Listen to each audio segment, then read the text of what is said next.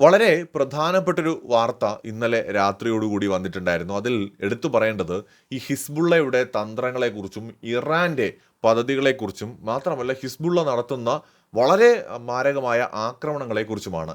Israel ഏത് തരം ആക്രമണങ്ങളെ നേരിടാൻ സജ്ജമാണ്. അവരുടെ കൈവശം ടെക്നോളജിയും ആയുധങ്ങളും ഒക്കെ ഉണ്ട്. പക്ഷേ എന്നാൽ ഇസ്രായേലിനെ വളരെ നല്ല രീതിയിൽ തന്നെ പരീക്ഷിക്കുകയാണ് ഹിസ്ബുള്ള ചെയ്തുകൊണ്ടിരിക്കുന്നത്. കൃത്യമായി നമ്മൾ നോക്കിയാൽ മനസ്സിലാക്കാൻ സാധിക്കുന്ന ഒരു കാര്യം എന്ന് പറയുന്നത് കഴിഞ്ഞ ദിവസങ്ങളിൽ, അതായത് 10-11 തീയതികളിൽ, പ്രത്യേകിച്ച് 10-ാം തീയതിയൊക്കെ വലിയ ആക്രമണങ്ങൾ ഇസ്രായേലിലേക്ക് ഹിസ്ബുള്ള നടത്തിയിട്ടുണ്ട്. അതായത് 10 തവണയാണ് അറ്റാക്ക് ചെയ്തിരിക്കുന്നത്. പല ആക്രമണങ്ങളിലും സാരമായ നാശനഷ്ടം ഇവിടെ ഇസ്രായേലിന്റെ ഭാഗത്ത് ഉണ്ടായിട്ടുണ്ട്. അപ്പോൾ ഇവിടെ ശരിക്കും പറഞ്ഞാൽ ഇസ്രായേലിന്റെ പോസ്റ്റുകൾ, മിലിറ്ററി താവളങ്ങളിലും പോസ്റ്റുകളിലേക്കും വരെ ഈ പറയുന്ന ഹിസ്ബുള്ള ആക്രമണം നടത്തുകയാണ്. അപ്പോൾ ഇവിടെ ഇസ്രായേലിനെ ദുർബലമാക്കിയിട്ട് ആക്രമിക്കാനുള്ളൊരു പദ്ധതിയാണ് ഇവിടെ ഇറാൻ എടുക്കുന്നത് എന്ന തരത്തിലുള്ള വ്യാഖ്യാനങ്ങൾ വരുന്നുണ്ട്. ഇറാൻ തന്നെയാണ് ഉറപ്പായിട്ടും ഈ ഹിസ്ബുള്ളയുടെ പുറകിൽ നിന്ന് പ്രവർത്തിക്കുന്നത്. ഇറാൻ നേരിട്ട് ഇസ്രായേലിനെ ആക്രമിക്കുമെന്നാണ് തുറന്നു പറഞ്ഞിരിക്കുന്നത്. അപ്പോൾ സ്വാഭാവികമായിട്ടും ഇത് എവിടെ ചെന്ന് അവസാനിക്കുന്ന ഒരു പിടിയുമില്ല. ഇസ്രായേൽ അവരുടെ ഡിഫൻസ് സിസ്റ്റംസ് യൂസ് ചെയ്തിട്ട് ഇതിനെ തടയാനായിട്ട് പരമാവധി ശ്രമിക്കുന്നുണ്ടെങ്കിലും ഇടയ്ക്കൊക്കെ അവരുടെ ആക്രമണങ്ങൾ വിജയിക്കുന്നുണ്ട്. അതായത് ഇസ്രായേലിൻ്റെ മണ്ണിൽ ആക്രമണങ്ങൾ നടക്കുന്നുണ്ട്.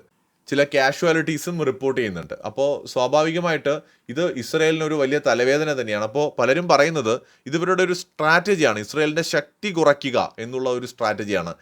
ശക്തി കുറച്ചതിന് ശേഷം ഇറാൻ ഇസ്രായേലിനെ ആക്രമിക്കാനായിട്ട് തുടങ്ങും എന്നുള്ളതാണ്. അതിനുള്ള ഒരു തയ്യാറെടുപ്പാണ് ഇവിടെ ഇപ്പോൾ ഇറാൻ നടത്തിക്കൊണ്ടിരിക്കുന്നത്. ഒരു വശത്ത് ഹിസ്ബുള്ള ഉപയോഗിച്ചുകൊണ്ട് ഇസ്രായേലിനെ ആക്രമിച്ച് സമ്മർദ്ദങ്ങൾ ഉണ്ടാക്കുക, അവിടെ ഒരു സംഘർഷാവസ്ഥ നിലനിർത്തിക്കൊണ്ടിരിക്കുക. അതേ സമയത്ത് തന്നെ ഇസ്ലാമിക രാജ്യങ്ങളുടെയൊക്കെ പിന്തുണ ഉറപ്പുവരുത്തുക, റഷ്യയും ചൈനയുമായിട്ടുള്ള ബന്ധം ശക്തിപ്പെടുത്തുക, അതിലൂടെയുള്ള അവരുടെ പിന്തുണ ഉറപ്പുവരുത്തുക, UN-ൽ തങ്ങൾക്ക് അനുകൂലമായിട്ട് കാര്യങ്ങൾ മാറ്റാനുള്ള ശ്രമം ഒക്കെ ആകണം ഇറാന്റെ ഭാഗത്ത് നിന്ന് ഉണ്ടാകുന്നത് എന്ന് വേണം കരുതാൻ. ഇവിടെ നമ്മൾ കാണേണ്ടത് ഇറാൻ ഒരിക്കൽ പോലും വിചാരിക്കാത്ത സമയത്തുള്ള ഒരു ആക്രമണമാണ് ഇസ്രായേലിന്റെ ഭാഗത്തു നിന്നുണ്ടായത്.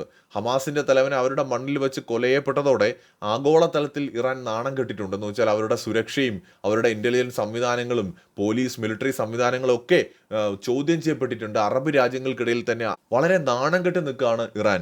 നാടൻ ഭാഷയിൽ നമ്മൾ പറയുകയാണെങ്കിൽ സൗദിയുടെ മുഖത്ത് നോക്കാൻ പറ്റാത്ത അവസ്ഥയിലാണ് ഇറാൻ എന്ന് പറയാം.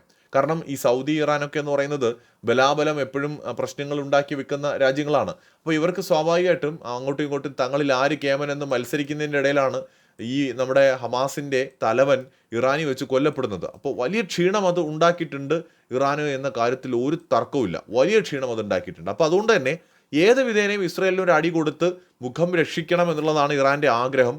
പക്ഷെ അതത്ര എളുപ്പവുമല്ല. പെട്ടെന്നൊരു ദിവസം ഉണ്ടായ ഒരു ആക്രമണമായതുകൊണ്ട് തന്നെ ഒരു യുദ്ധത്തിന് വേണ്ട ഒരു തയ്യാറെടുപ്പും ഇറാന്റെ ഭാഗത്തു നിന്നും ഉണ്ടായിട്ടില്ല. അപ്പോൾ യുദ്ധം തുടങ്ങുകയാണെങ്കിൽ ഉണ്ടാവാൻ സാധ്യതയുള്ള കൂടുതൽ ഉപരോധങ്ങൾ, പ്രതിസന്ധികൾ, അമേരിക്കയുടെ ഭാഗത്തു നിന്ന് ആക്രമണങ്ങൾ ഉണ്ടായാൽ അതിനെ എങ്ങനെ ചെറുക്കും, അല്ലെങ്കിൽ ഈ യുദ്ധം വ്യാപിക്കുകയാണെങ്കിലുള്ള ഒരു സാഹചര്യം, ഇനി ഒരു പക്ഷേ ഒരു ആണവ ആക്രമണം ഇസ്രായേലിൻ്റെ ഭാഗത്തു നിന്നുണ്ടായാൽ അതിനെ എങ്ങനെ നേരിടും, ഇങ്ങനെ ഒരുപാട് കാര്യങ്ങൾ ഇറാന് ആലോചിച്ച് മാത്രമേ ഈ ഇസ്രായേലിന് നേരെ ഒരു നീക്കം നടത്താൻ കഴിയൂ.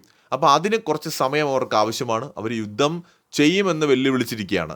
അപ്പോൾ ഈ ഹിസ്ബുള്ള ഉപയോഗിച്ചുകൊണ്ട് ഒരു സൈഡിൽ ആക്രമണം നടത്തി ഇസ്രായേലിനെ ആ ഒരു സൈഡിൽ എൻഗേജ് ചെയ്ത് നിർത്തുക, ഈ ടൈമിൽ വേണ്ട തയ്യാറെടുപ്പുകൾ എടുക്കുക എന്നുള്ളതാണ് ഒരുപക്ഷെ ഇറാൻ്റെ ഒരു പദ്ധതി എന്ന് തോന്നുന്നു. പക്ഷേ കാര്യങ്ങൾ എളുപ്പമായിരിക്കില്ല. കാരണം ഇസ്രായേൽ ഒട്ടും ഒരു ദുർബലമായ ശക്തിയല്ല.